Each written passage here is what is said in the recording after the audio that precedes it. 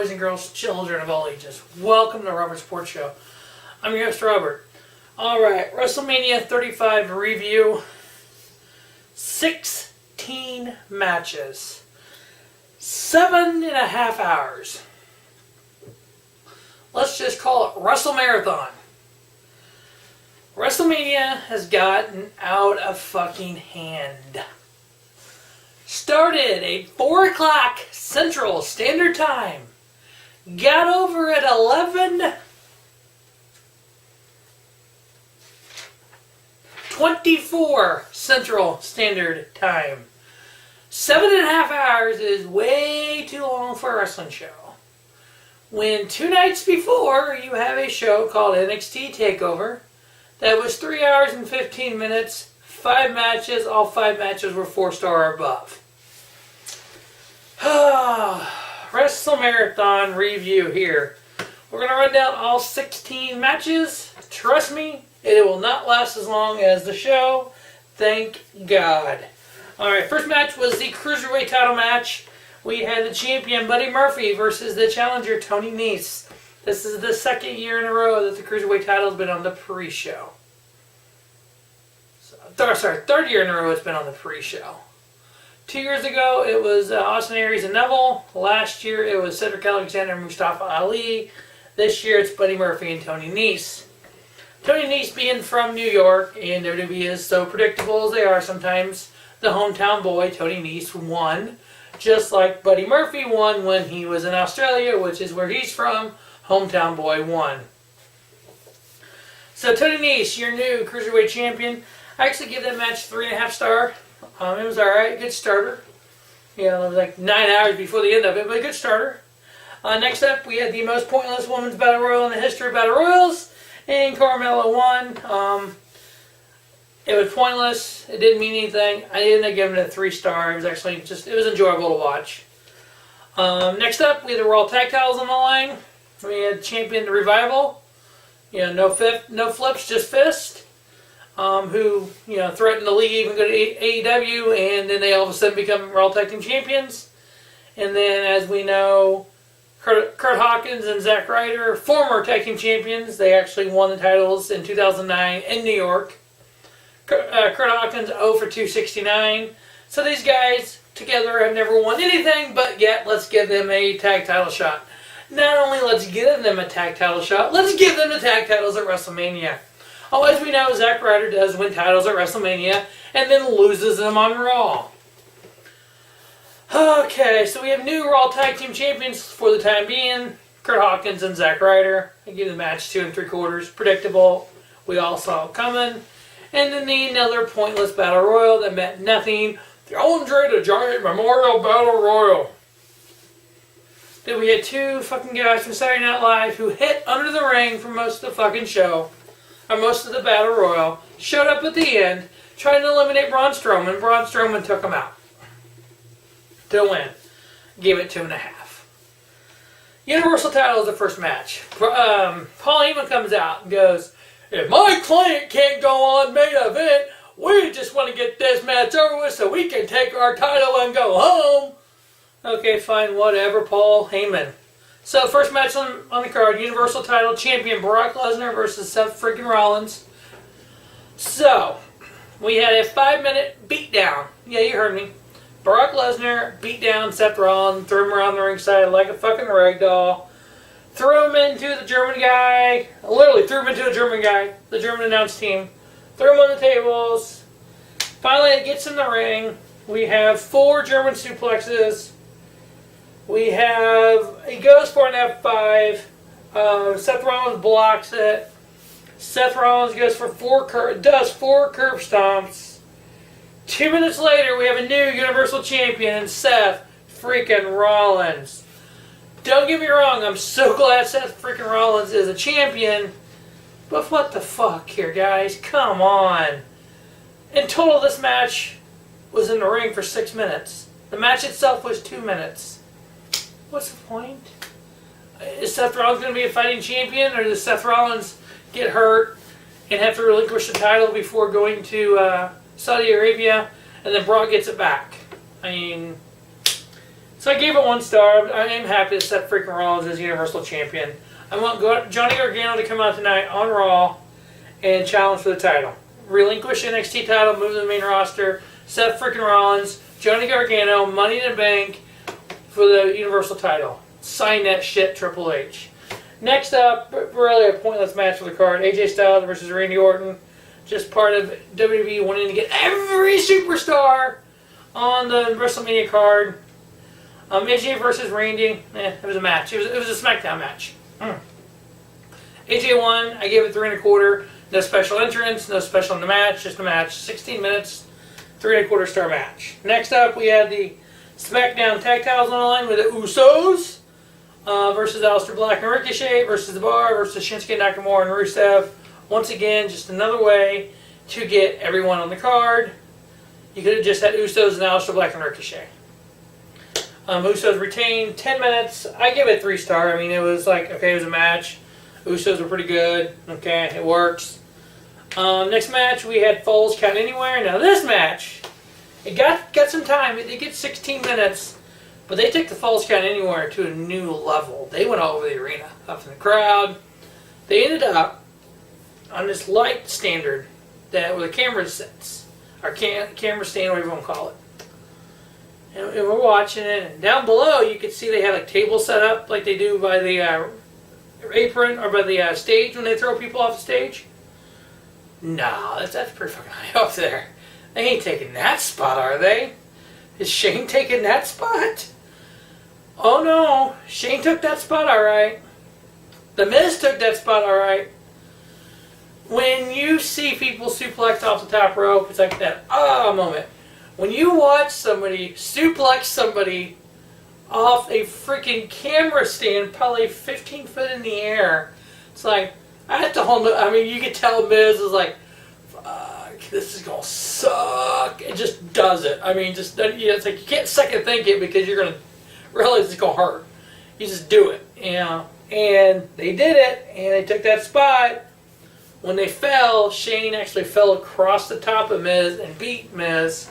Ref counted 1, 2, 3. Falls Count Anywhere. I gave it 4 star because it was intriguing to actually see what they did. There was one spot where they were fighting over this little wall, and there just happened to be a golf cart sitting there. So when Miz pushed Shane over this little wall, he hit the top of the golf cart and then fell on the ground. It's like golf cart's supposed to be there. Was that an accident? So yeah, I mean they went over the building. So I gave it 4 stars. I thought it was pretty good. Totally good story. Next up, we have the women tag titles on the line and another 4-way. So this were all tag titles. We had the 6-way at the Elimination Chamber. At Fastlane, we had Nia Jax, Tamina versus Boston Hug, and now we have a 4-way. Why does Tamina and Nia Jax keep getting these shots and not winning? This was Boston Hug Connection, Bayley and Sasha, versus the Iconics, because they're iconic. Nia and Tamina, Bethany Knox and Natalya. The Iconics got the victory. Great to see. They're a great act. The Iconics are the best way to describe them is a 2019 version of Edge and Christian. So kind of a female version of Edge and Christian. It's kind of cool to see what they do on all 3 brands. Love to see Kairi Sane and Io Shirai as a tag team, but I think Kairi Sane may be moved up. So we'll see what happens there. But the Iconics are the new women tag champions. I give that match 2.5. Next up, we had probably one of the... If you're watching a match for match quality, 4.25 star. Great match. If you're looking at the match for storytelling, the history of both competitors, where it was, where it should be, where it is, this is the match for you. Kofi Kingston versus Daniel Bryan for the WWE Championship. 5 years ago, Daniel Bryan was coming into WWE. He was getting that shot, getting in the main event picture. Vince told him he was a B+ player. Fast forward 5 years, Vince tells Kofi Kingston he's a B+ player. Daniel Bryan had 10 years on the Indies, one of the greatest independent wrestlers ever. Fast forward 5 years, Kofi Kingston, 11 years in WWE. has been a great spot guy, spot monkey, you would say, in a Royal Rumble. He'll take a spot. He'll do this. He'll do this. He's a corporate guy. He tell him what to do. He'll just do it. He go out there and do it. Finally getting a shot. Daniel Bryan had to wrestle Triple H at the opening match of WrestleMania to make it to the main event. Kofi had a gauntlet match that he felt that he got through, except for they added someone, Vince did. And then the New Day had to get to a gauntlet match in order for Kofi to get here. So they had parallel paths to get to the main event of WrestleMania, or to the world title match at WrestleMania. Kofi, you could just tell it's his time. Finally, either WWE believes in him, or for whatever other political reasons they want to give him the championship. Whatever the reason behind it is, he deserved it for a long time. He should have won the Money in the Bank a long time ago. I am a big fan of Kofi Kingston being a world champion, because here's what it does for you. Now, you have the New Day. Pretty stale lately, flipping pancakes to everyone. Bootios. Now you have Kofi Kingston, who really wasn't the leader of the New Day. That's Big E as world champion. Now you're going to have Big E and Xavier going, wait. You wouldn't have had that opportunity if it wasn't for us. We got you that opportunity because we won the gauntlet match. If we would have lost the gauntlet match, you wouldn't be there. It's going to start causing dissension between the New Day. I look at a feud between a heel Big E and a face Kofi. Maybe two factions, maybe a Nation of Domination heel faction with Big E, and a nice little face little faction with Kofi.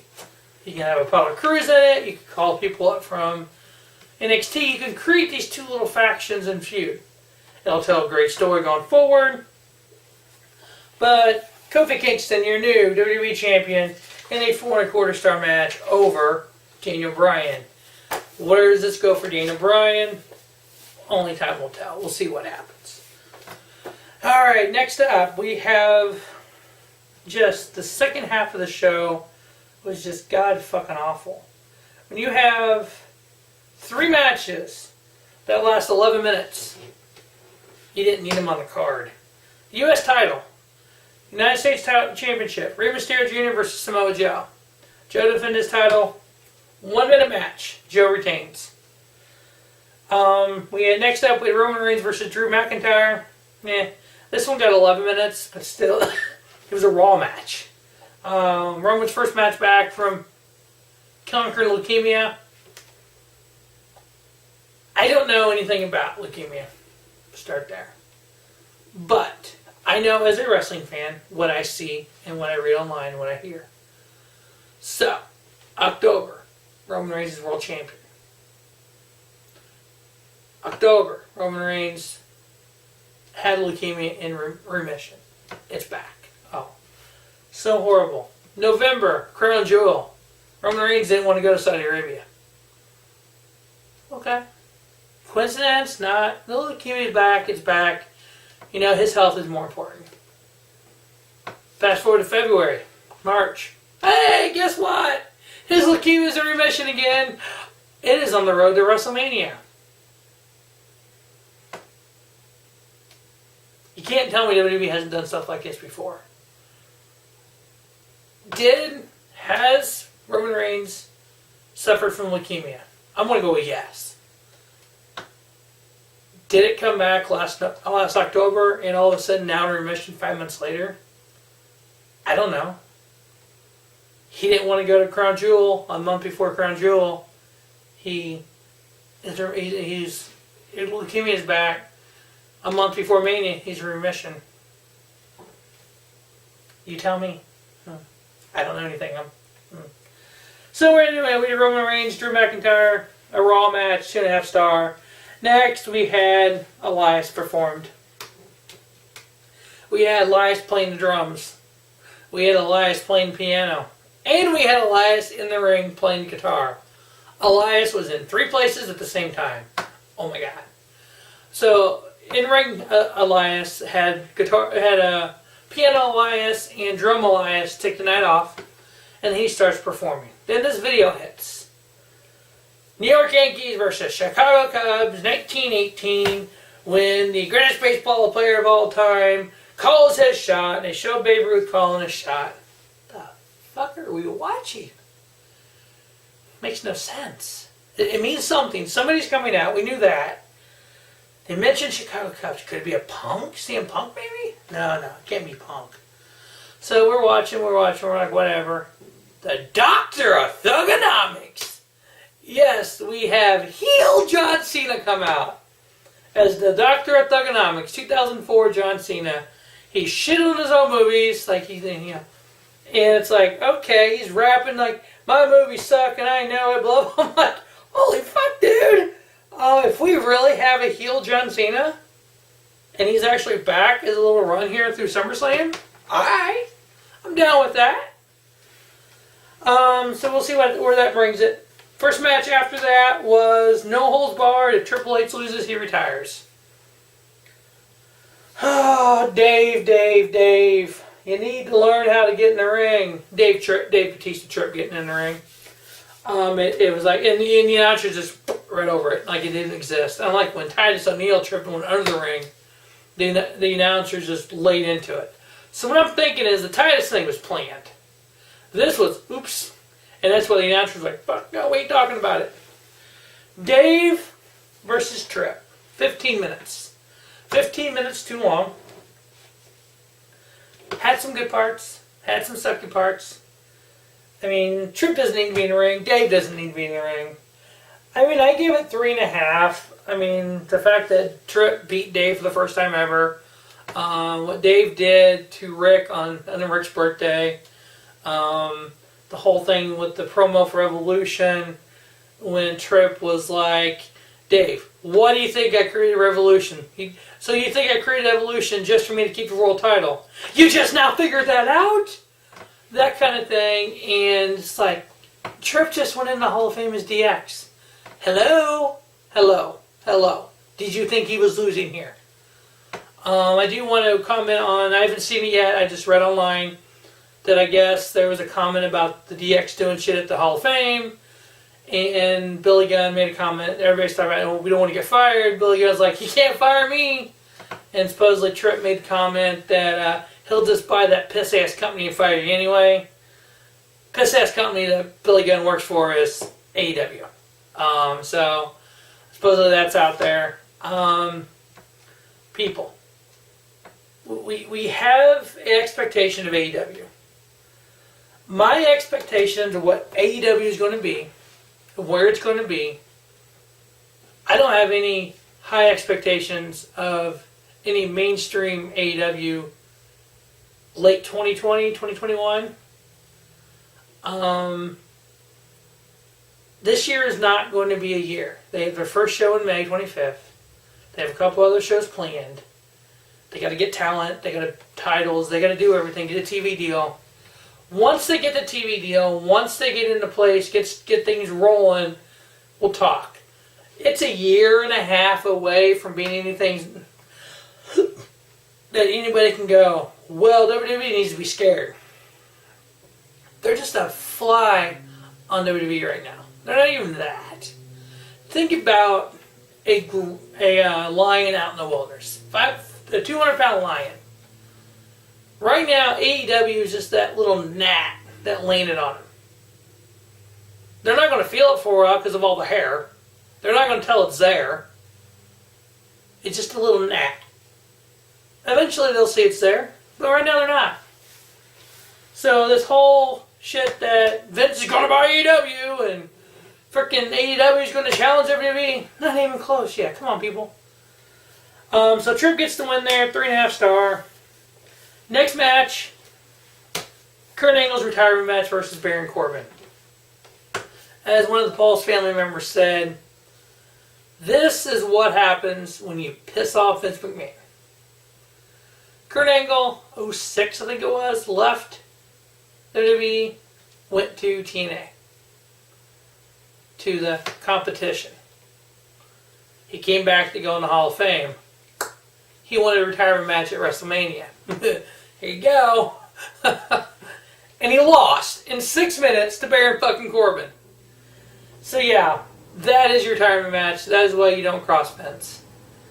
Next up, with the IC title on the line, we had champion Bobby Lashley versus the Demon Finn Balor. 4 minutes for the Demon to beat Lashley? I mean, come on, really? Why? What is the point? The Demon should never have left. Any pay-per-view, any takeover should have been Demon Finn Balor. On Monday night and Tuesday night should be regular Finn Balor. Then the main event, the Raw Women's title versus the SmackDown Women's title, triple threat, winner take all. At one point, I wrote it down, I don't remember exactly where this was said, but Renee Young said, "Gotta put some stank on it." Gotta put some stank on it. Yeah, it came out of Renee Young's mouth. Yeah, exactly. So this Ronda Rousey, Charlotte, Becky match, it was alright. It was not anywhere close to where I thought it would be. Yeah. Had the same result. Becky ended up winning both titles. It was 22 minutes long. At one point, Charlotte brought a table in the ring. Ronda's comments was, "Tables are for bitches." Okay. I give it 3.5. Becky winning the title. Pretty predictable, winning both titles. The funny part about it is Ronda's shoulders were not down when the ref started counting. So it was kind of funny. Becky did this kind of roll-up thing. Her shoulders were up like this, and then they hit. And as they were up, the ref goes 1. When the ref hit 2, her shoulders hit the mat. And when the ref went 3, rang the bell. It's like, that looked kind of funky. Even Corey Graves was like, maybe we need a replay, instant replay for that. Original idea was for her to tap out to Becky. Then they decided to do the pinfall, and then Ronda's shoulders just happened to not be on the mat.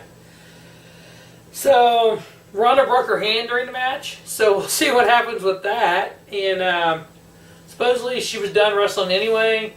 I could see her back at SummerSlam, maybe, or Survivor Series. Who knows? I guess WWE is going to go on without her. There was 82,265 people enjoying WrestleMania 35. The 7.5 fucking hours that it was. So, here's the matches that should have been on this card. If I was writing WrestleMania, I'd have done the 2 pre-show Battle Royals for #1 contender at SummerSlam. I'd have done the Cruiserweight title. Universal title, 1 tag title, WWE title, either US or IC, the women's title. So I would have 9 matches, maybe 10 total. Short the fuck out of this card. Had some good matches, but you know, it is what it is. 7.5 hours for WrestleMania is getting really old. But that's going to wrap up the WrestleMania 35 review. As always, thanks for watching Robert Sports Show, and don't just have a great day. Have a spiffy day. Robert Sports Show, your YouTube leader in sports town content.